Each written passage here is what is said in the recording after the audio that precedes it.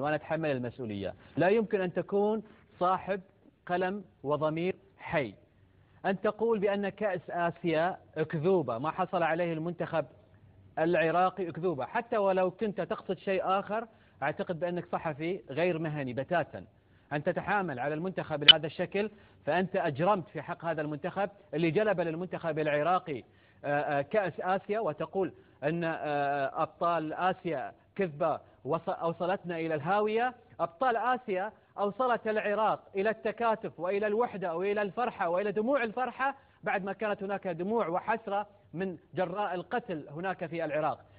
أبطال آسيا قطر لعبت عليها دور كبير بأن تحصد كأس العالم 2022. إذا أنت لا تعرف تماما مدى قيمة هذه البطولة لدينا احنا كعرب، ولدينا نحن كالجزيرة الرياضية ومشاهدي الجزيرة الرياضية والعراق، إذا أعتقد أنت الذي يجب أن تذهب إلى الهاوية، ويجب أن تحاسب على ما كتبت، لأن هناك مجهود كبير كان من المنتخب العراقي ومن الاتحاد العراقي ومن كل العراقيين الذين كانوا خلف المنتخب العراقي يشجعونه أينما كان هذا المنتخب.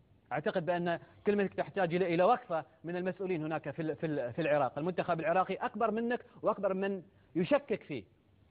يعني المنتخب العراقي أعتقد صحيح ربما لم يقدم المستوى، لكنه ضاع الفرص الكثيرة، وكان هناك بالفعل الحظ لم يقف بجانب المنتخب العراقي، وواجه منتخب ذكي وواجه منتخب يحترم يا أخي، ألا وهو المنتخب الأردني. يا أخ حمد، كرة القدم أكيد يصير بها أخطاء،